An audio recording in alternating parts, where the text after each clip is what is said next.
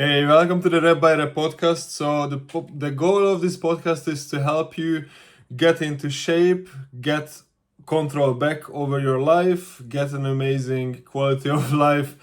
Hopefully, after you listen to all the things I have to share, based on what I learned throughout my fitness journey and my coaching career. So let's jump right in. 10 things I wish I knew a lot earlier.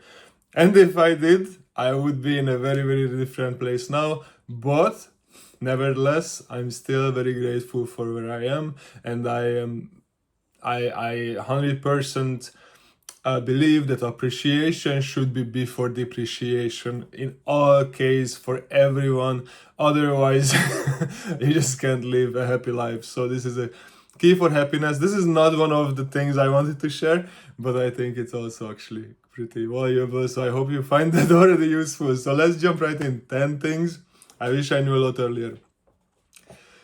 First, nutrition is something that is going to dictate your progress in your fitness, in your performance, in your quality of life greatly. Okay, you can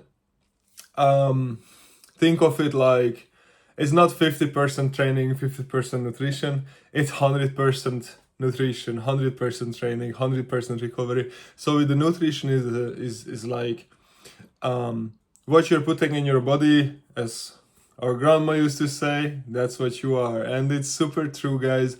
And I thought it's important. I knew it's important, but the importance of it wasn't clear for me. And there are so many misinformations out there about how to eat, what is the right food to eat. Like you would find a lot of information about red meat is bad for you, carbs are bad for you, fats are bad for you, sugar is bad, therefore fruit is bad. Like you can go on and on forever and you will find that everything is bad for you. When in reality, for example, red meat is really good for you. If you want to choose one food to strive on, okay, so like one food you can eat, nothing else for the rest of your life, it should be red meat, because you can strive on red meat, especially if it's quality beef, for example, grass-fed beef, or goat or something like that. If it's corn-fed beef or anything like that, that's not going to help you. And that's my problem with chicken, for example. A lot of people thinking chicken is so healthy. Nobody has anything against chickens except vegetarians and vegans, but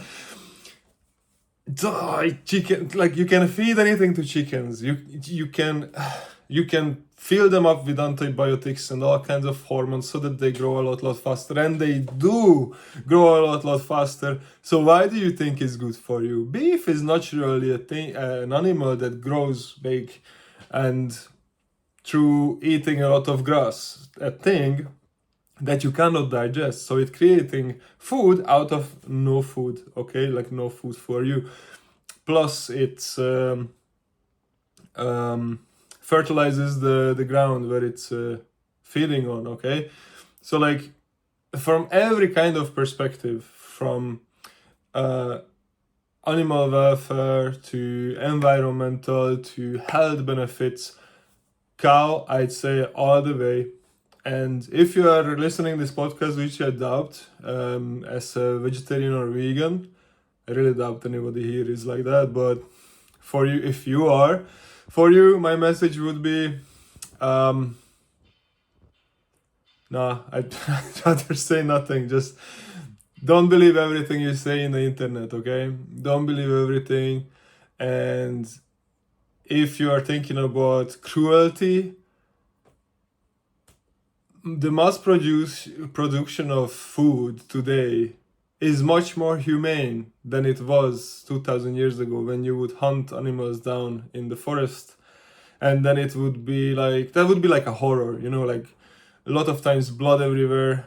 The animal is not dead, cannot be dead, because, for example, the skull would be too hard to break or whatever. Now they are going a bit too far to the horror side, but like these animals you are seeing in the shelves today. They are fed well. I mean, if it's organic, grass-fed, etc., yeah, fed well, not living in dirt and crap, and killed very fast. It's very efficient. Like, I mean, if you see animals hunting in the wild, like a lion taking a zebra apart, I mean, if you think that that's more humane than what we are doing to cows, uh, good luck to go and watch a documentary video and see what's happening there. Be honest, there's nothing wrong with that. Okay, we are staying on the red meat too long. So other things, dairy is good for you.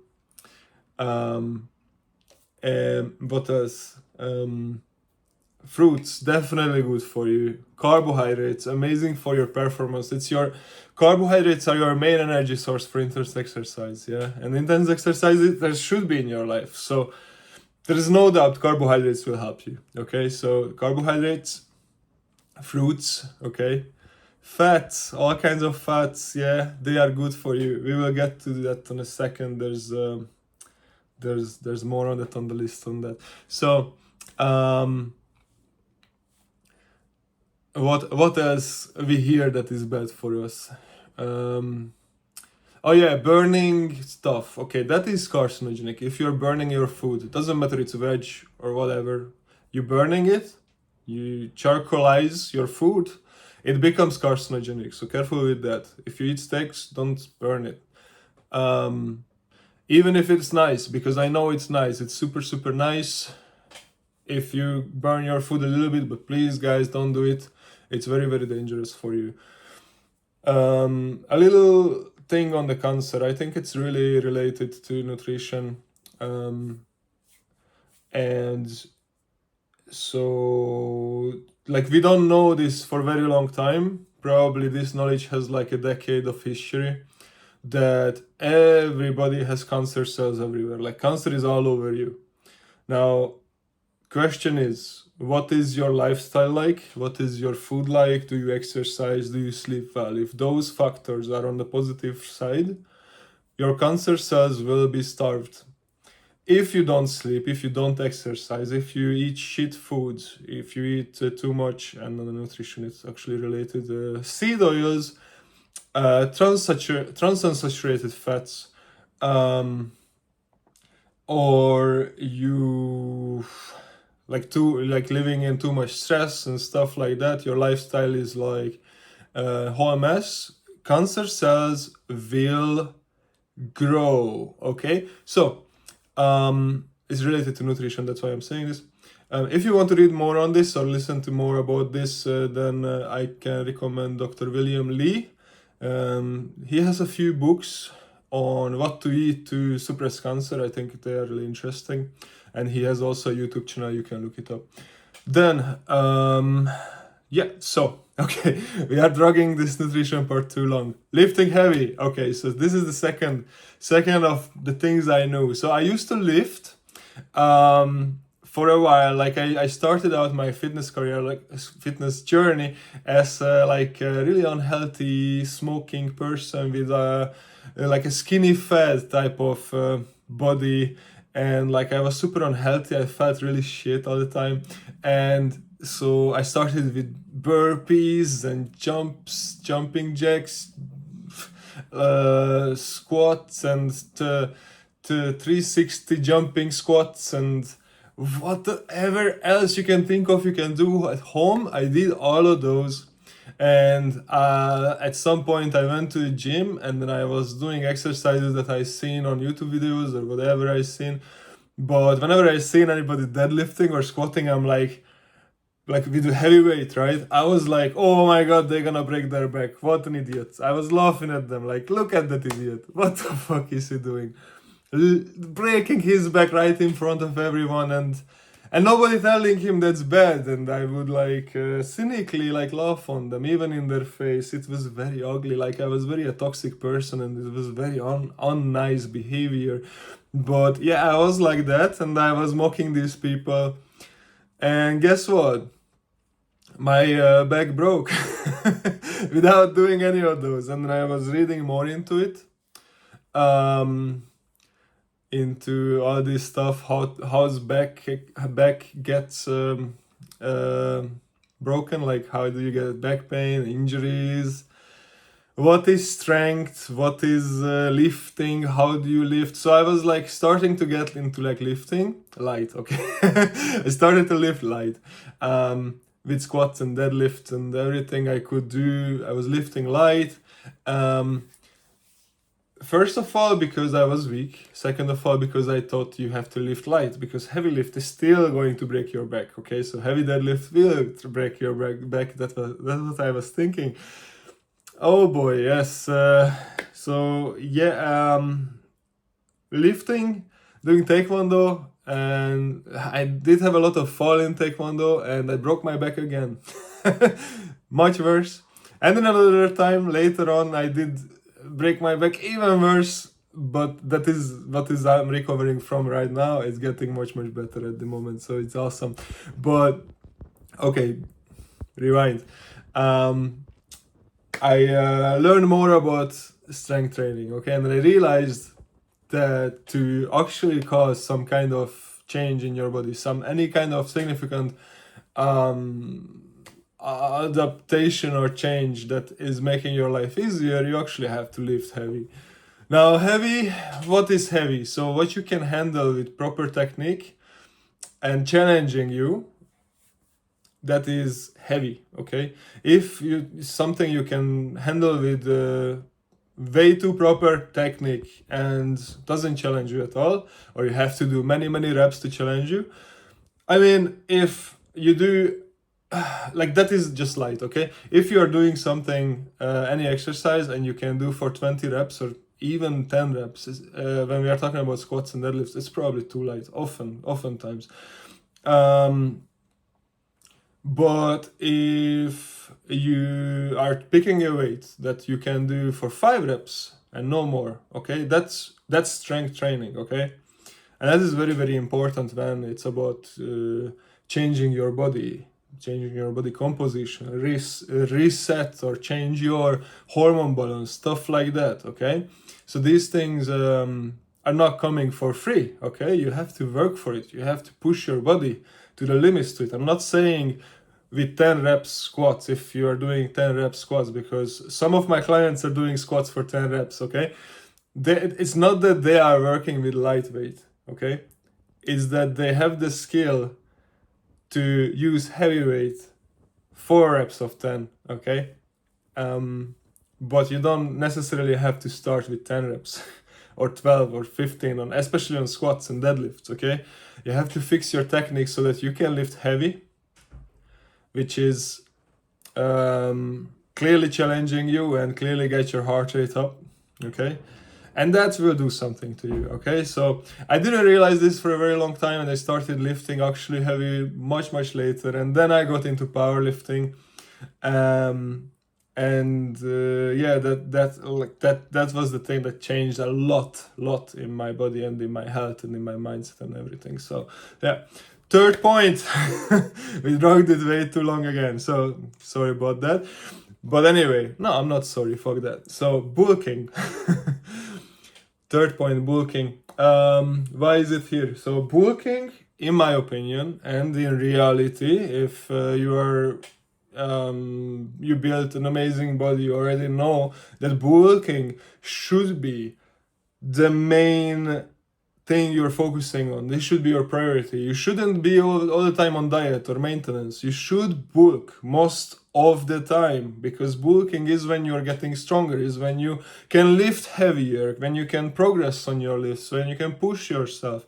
If you're on a maintenance or a deficit diet for any time, you are not progressing on your lifts, you're not getting stronger, and you are not causing real adaptation in your body. It's just impossible, because there's no extra stuff, no surplus that you can build into your body and into your strength and nervous system, right?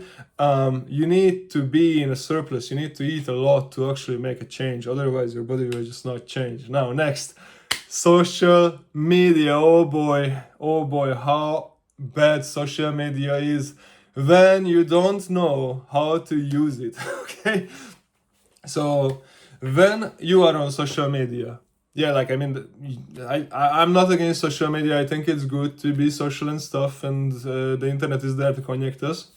What's bad is looking at people randomly and start feeling jealousy or envying them for how they look like or what they are doing.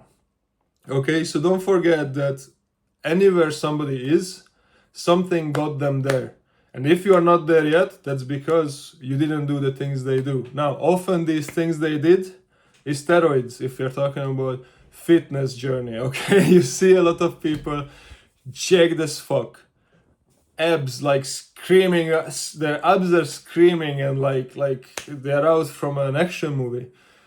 Now, there are people genetically looking athletic like that.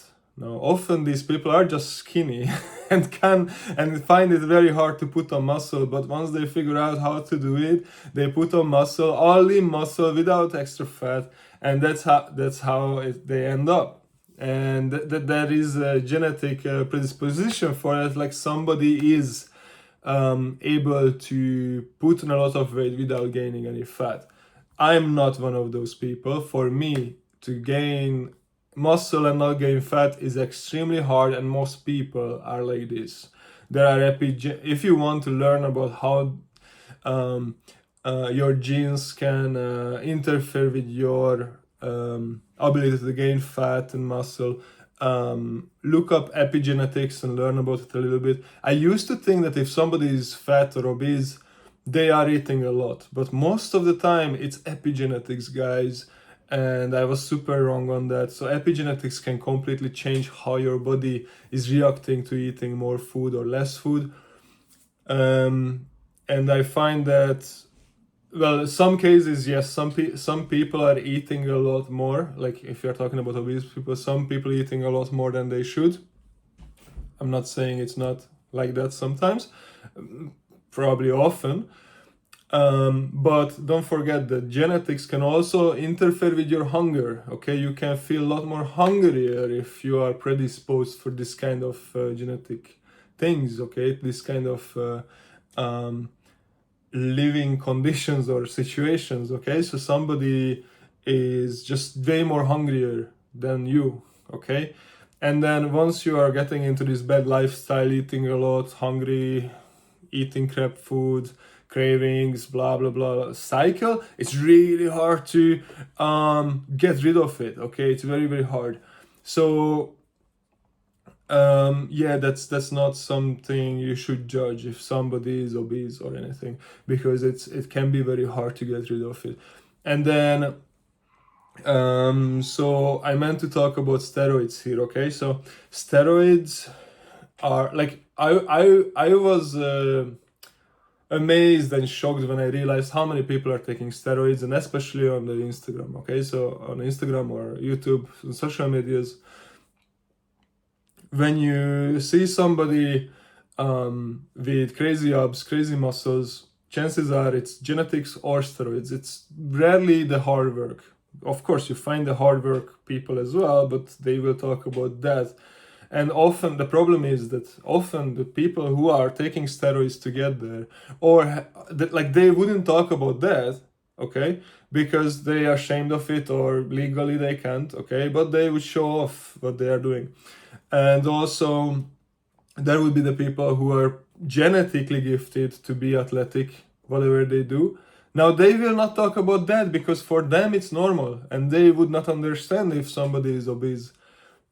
For them it's really hard to understand that. So I think these things are really important to look at when we are thinking about social media or browsing on social media. Okay. Other thing, there are people who promoting steroid use. Now that just blows my mind. I don't agree with that. Okay. So steroids are a drug. Like they are going to cause you a lot of trouble. Okay. Now if getting big, improve your performance, and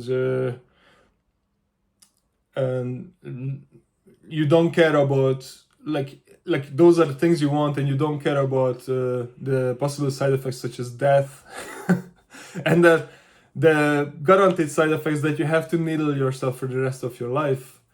If that's the thing, yeah, like take it, whatever. But I believe most people these days want health as their main priority. If health is not your main priority, yeah, do steroids, whatever. But if you care for your health, steroid is not the way. It's just not the way. And you would find a lot of social media influencers who are promoting steroids and they say it's healthy and there is safe use. Well, fuck them. First of all, second, like, how could you have the audacity to say something like this to people who don't know shit about even how to lift? Oh my god, like, so if you are new to the fitness, your fitness journey and fitness stuff, I highly recommend to take this knowledge I just share with you and keep it in your mind and look at people with that kind of perspective, okay? Don't try to be engaged in people's stuff with the think that, oh, I'm going to be there one day if I just do what I'm doing right now. Often it's not the case, okay?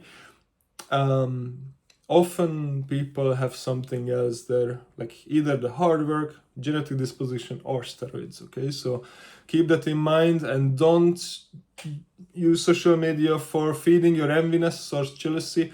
Use it for inspiration, okay? And to awe of people, okay? You don't want to look like somebody on Instagram anyway, like you don't want to look like other people, you want to look like you. You want to be you, and you want to be your best self tomorrow and today than yesterday, right? You want to be always improving yourself, not dragging yourself down mentally looking at other people. So this just, I think, is something I wish I knew earlier. So another thing, next one, perceived image of self, okay? So I found that it doesn't matter how strong I am, good looking I am, lean I am, muscly I am, I will always see myself the way I want to, okay? And it's best to practice positive self-esteem or positive self-love or positive self-perception. Look in the mirror, and whatever way you look like is the result of your previous lifestyle, okay? If you're looking shit, that's your previous lifestyle. If you're looking great, that's your previous lifestyle. Embrace where you are now, okay? Because if you, like, okay, if there is a lot of place for improvement, by all means, improve for health reasons. If you have to improve, yeah? I'm not saying if you're obese looking in the mirror, and you should be satisfied with it. No, that's not what I'm saying. You should be healthy, but look realistically into the mirror and talk positively to yourself that, yeah, this is me, but I'm working on myself, and it will be even better if I want to. But it's really up to you if you want, okay? If you want to live an unhealthy life, that's totally up to you. If you want to live a healthier life, that's totally up to you. So, with my experience of perceived image, so when I was the leanest last February, okay, I was looking in the mirror and I was thinking I'm fat. I had my abs out like more than ever. That didn't change the fact that I'm looking at myself and I'm thinking I'm fat.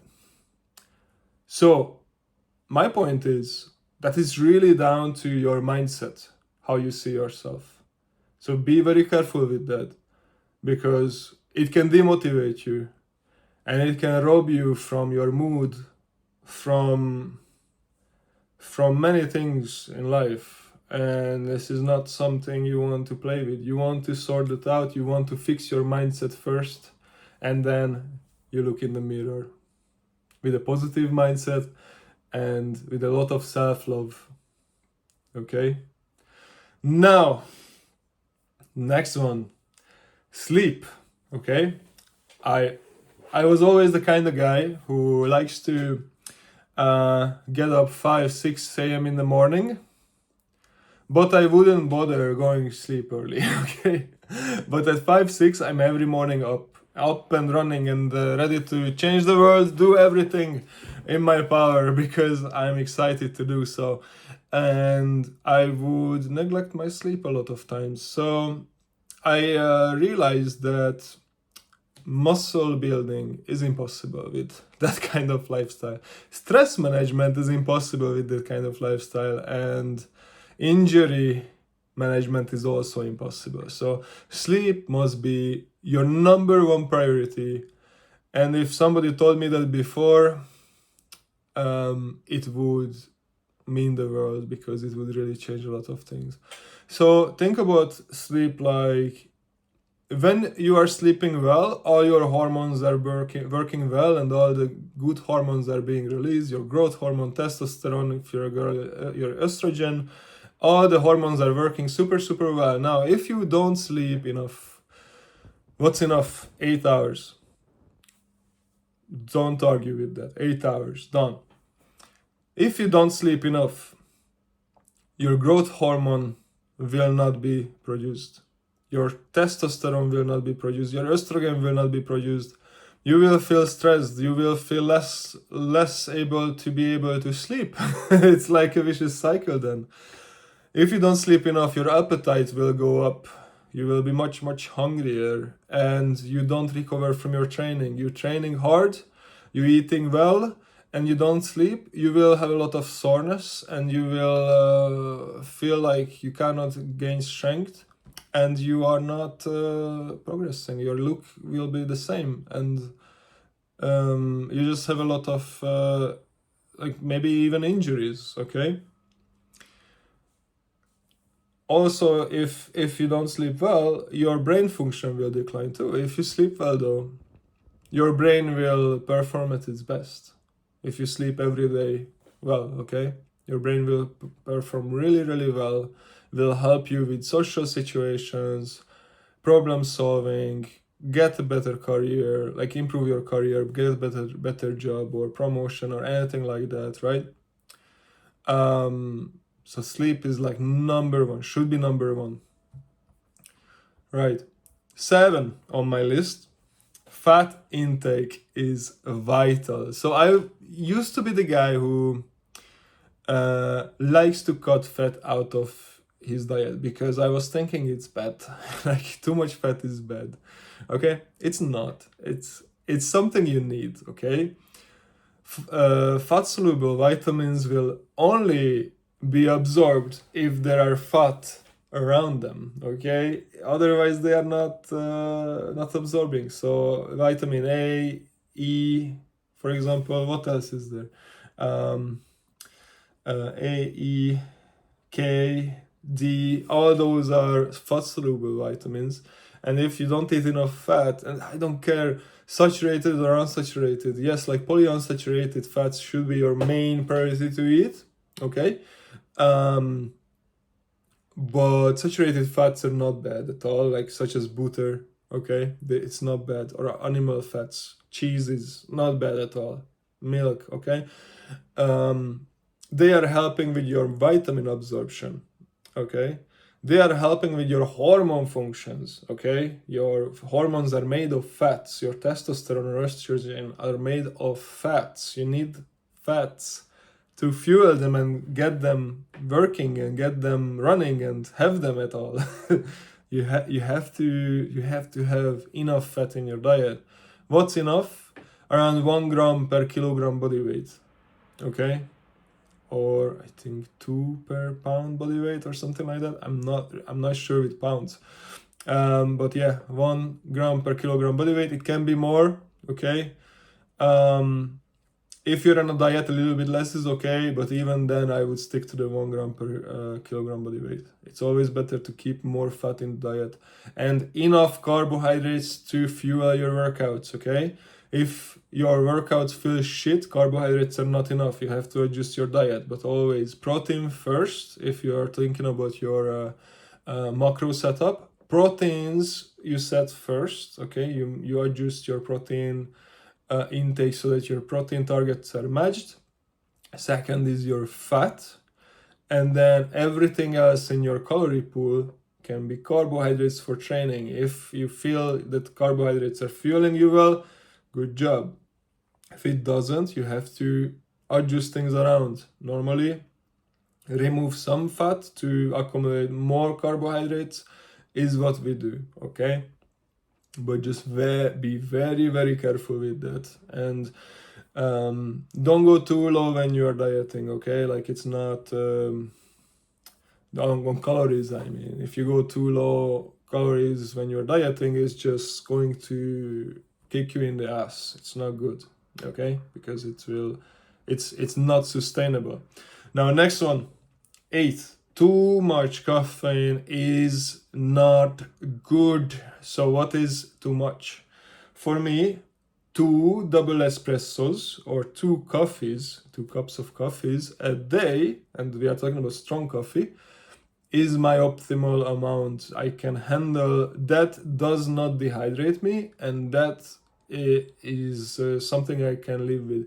Any more than that, so 3 cups and above. I used to drink 7 cups at some time, okay? So anything above 3 is dehydrating you, limiting your ability to do anything, to your hormone functions, your energy levels. Your workouts will be shit, and your sleep, most importantly, your sleep will be shit. And if your sleep is shit, then your recovery is shit, your stress levels are shit, your appetite is shit, everything is a mess. So you don't want to fuck with that. You want to make sure coffee is kept to the minimum, and caffeine, okay? Tea has caffeine too. So, by the way, what I'm having here is a decaf tea, okay? Tea is an anti-carcinogenic. Is that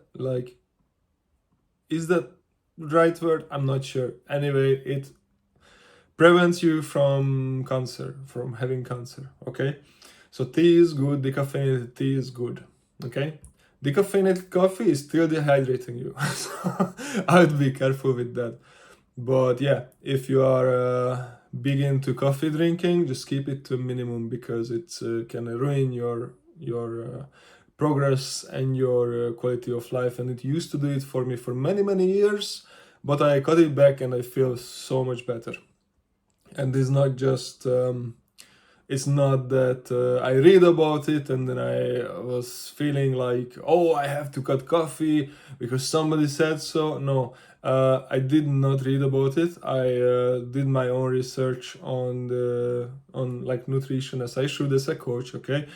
And so hydration is important, sleep is important, caffeine can build up in your blood system or in your whole body, and caffeine half-life is 3 to 6 hours, which means if you drink a coffee at 12 o'clock noon,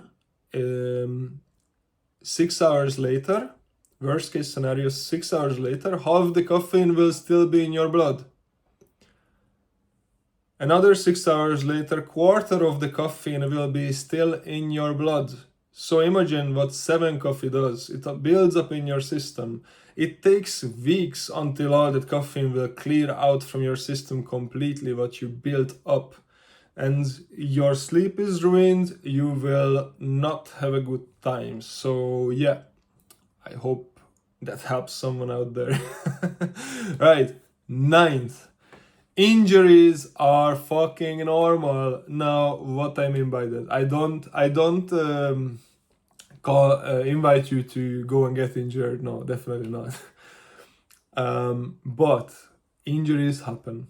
Okay, if you are an athlete for all your life, overuse injuries will happen. If you are 30 years old and you're starting your gym training now and you get injured, your knees start to hurt, your back start to hurt, or anything like that. Also, not necessarily optimal, but it can happen because, not overuse, but because you did not use your body and you are weak, okay? And this kind of things can happen. You pull a muscle, or you have an underlying condition such as a bulging disc, which is asymptomatic. It's there for all your life, but you just didn't know about it, and then now it's suddenly hurts. after whatever you did in the gym, it's not something that should cause you to throw everything away and stop your gym journey because, oh fuck this, I'm injured, I can't do this, I'm too much pain. Or no, if you have a lot of pain, sometimes you need a break. I'm not saying that you shouldn't, but you shouldn't look at injuries like it's the end of the world. Injuries happen, injuries are okay, you have to work around it. Your knee hurts, you have to adjust your program. Your elbow hurts, you have to adjust your program. You have to work around it in a way you can, and a way you can improve the area, okay? You have to implement exercises or routines that will help the injured area, okay? If you stop training altogether, your circulation will be shit, your hormones will decline, and they are not helping you with your recovery. If you keep training with the lift you can, everything will work. Like, then you will have a Ferrari to work with, and your Ferrari will, like, it's an analogy for your body, it will help you to fix your injuries too, okay? So if you get any kind of injury, this is the main thing you want to focus on. Keep training, okay? If you have like some crazy pain that you feel like you I don't know, like if you're in a lot of pain, you probably need rest. Yeah, don't go train with a lot of pain and wish for getting rid of it by training through it. No, it's not how it works. Injuries are happening because there is something that is irritating your body, okay?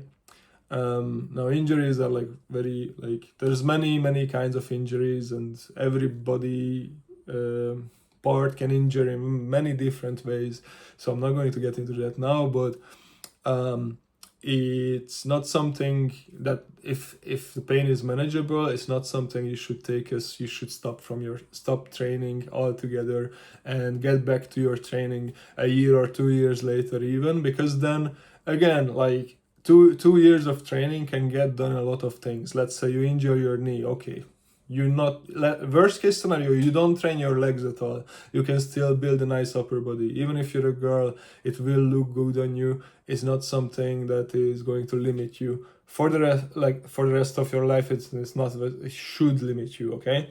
So this was something I learned the last time I got injured, and then I kept training and I got amazing results from it. And this is how you should do as well. If you get injured, just do what you can, okay? Do what you can, even if it just planks, okay?